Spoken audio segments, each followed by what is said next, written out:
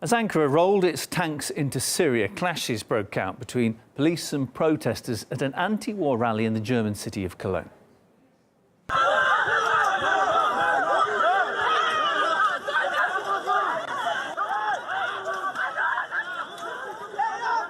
Thousands of people showed up at that demonstration demanding Ankara's withdrawal from Syria's Afrin region, where Turkey is carrying out what it calls an anti-terrorism operation. At some point, police stopped the gathering after banned Kurdish militia flags appeared. A similar demonstration was also held in London. The protests come as 7 civilians were reportedly killed in a recent Turkish airstrike.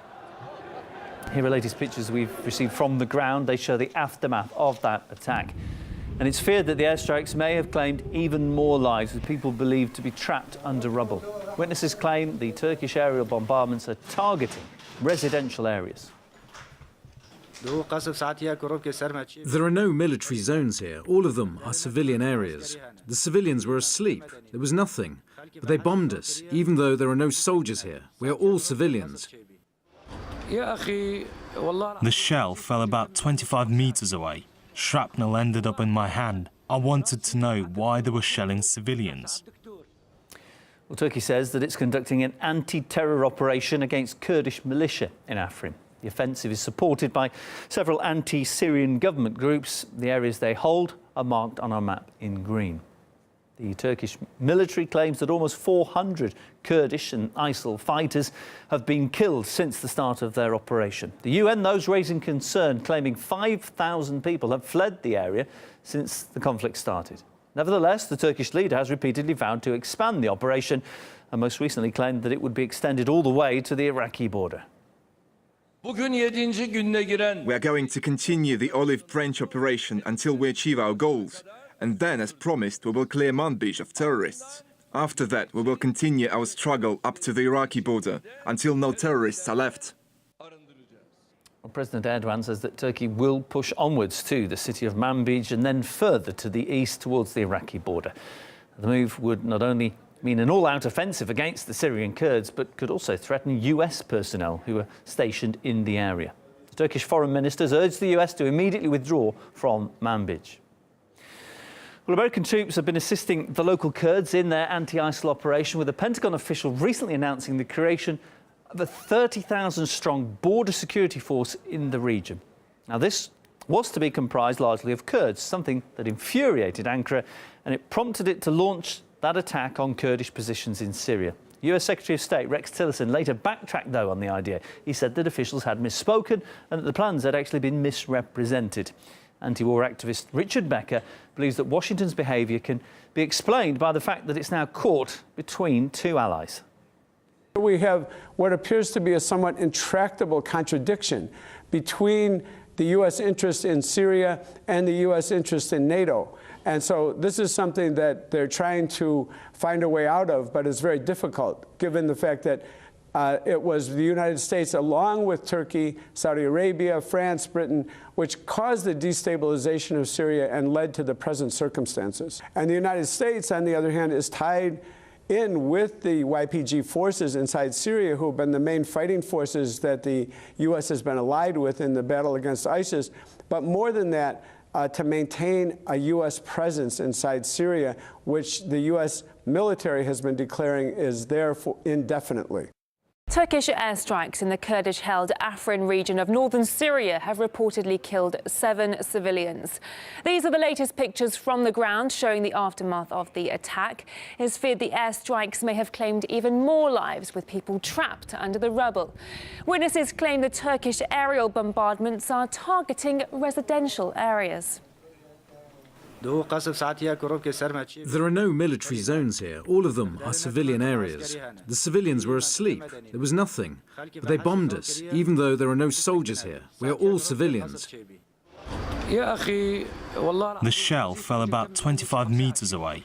Shrapnel ended up in my hand. I wanted to know why they were shelling civilians. Turkey is conducting what it describes as an anti-terror operation in Afrin. The offensive is supported by several anti-Syrian government groups. The areas they hold are here marked in green. But the Turkish leader has vowed to expand the operation. We are going to continue the olive branch operation until we achieve our goals. And then, as promised, we will clear Manbij of terrorists. After that, we will continue our struggle up to the Iraqi border until no terrorists are left. President Erdogan says Turkey will push onwards to the city of Manbij and then further to the east towards the Iraqi border. Such a move could potentially threaten US personnel who are stationed in this area. They've been assisting the local Kurds in their anti-ISIL operation, with a Pentagon official recently announcing the creation of a 30,000-strong border security force in the region. Well, this was to be comprised largely of Kurds, something that infuriated Ankara. US Secretary of State Rex Tillerson has since backtracked on that idea, saying officials misspoke. Anti-war activist Richard Becker says that the US is caught between two allies. We have what appears to be a somewhat intractable contradiction between the U.S. interest in Syria and the U.S. interest in NATO. And so this is something that they're trying to find a way out of, but it's very difficult, given the fact that it was the United States, along with Turkey, Saudi Arabia, France, Britain, which caused the destabilization of Syria and led to the present circumstances. And the United States, on the other hand, is tied in with the YPG forces inside Syria, who have been the main fighting forces that the U.S. has been allied with in the battle against ISIS. But more than that, to maintain a U.S. presence inside Syria, which the U.S. military has been declaring is there for indefinitely. The battle for Bursaya Mountain intensified on Sunday. The constant roar of jets and artillery targeting this important high point along the Turkish border. Explosions echoed over the border town of Kilis, drawing a crowd. A strange fascination watching the war unfold, but for some it's a little too close to home. Even though we are here in Kilis, we've become used to this war. It has happened before, when ISIL was on the other side of the border. But I've still moved my wife and kids to another area for safety, but I'm staying. Turkey's offensive against the YPG, the Kurdish group it considers a terrorist organization, is very visible here. It has also stirred nationalist fervor. This crowd has just shown up at the border crossing, holding olive branches in their hands. This is, of course, the official name of the operation against the YPG. These are nationalists. They are very much behind their president and in support of this operation. Allahu Akbar.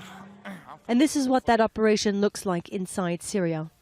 Turkey is backing Free Syrian Army fighters, and at the moment the main focus is pushing the YPG back from the border areas. The Kurdish fighters say Turkey's offensive has caused civilian casualties. Turkey says it only targets YPG positions. But as is often the case in war, facts can be hard to come by. Turkey's leaders stress that this is only the beginning, and they intend to clear the YPG from its entire border area all the way to Iraq. But the YPG in that area further east is supported by the United States, and there are American bases and military personnel on the ground there. Relations between Ankara and Washington are already tense, and just another example of how complicated Syria's war has become. Stephanie Decker, Al Jazeera, Kilis on the Turkish-Syrian border. As we enter Syria, it is the Free Syrian Army flag that flies high here. We're on a media trip into Azaz, organised by the Turkish authorities. They take us close to where there's been fighting with the YPG, the Kurdish armed group Turkey calls a terrorist organisation. Turkish forces are trying to push it out of the region of Afrin. The front line is just a few kilometres west of here. Both Turkish troops and the Free Syrian Army are taking part. We ask one of the FSA fighters why he is involved in Turkey's operation. For some, it seems, it's personal. We're fighting the YPG because they betrayed us, and especially because they took over my city, Tal Rifat. I've been displaced along with many of my neighbours for 2 years, living in the camps. There are such bad conditions, especially now in the winter. What our Turkish escorts are telling us is that the front line with the YPG, with the Kurdish fighters, is just further along that mountain. There's also Bursaya mountain, which is over to this side where there's been active fighting. But what is clear here on the outskirts of Azaz city is how much of a presence Turkey has. They are, of course, supporting the Free Syrian Army fighters, the Syrian rebels that are really taking a large part in this operation that Turkey has undertaken against Afrin. While we were here, 2 bullets whizzed overhead. And we're told YPG snipers are to blame for this. They shot at us and our tire blew up, he says. We move on and into the city of Azaz. ISIL was pushed out of here in 2014, but life remains difficult. Nazar has to provide for 13 members of her family, she tells us. She is all alone. War has now become the norm, she says. People like us are used to the shelling and the explosions. The young children are still scared. But we've been facing this for a few years now. We're not afraid anymore.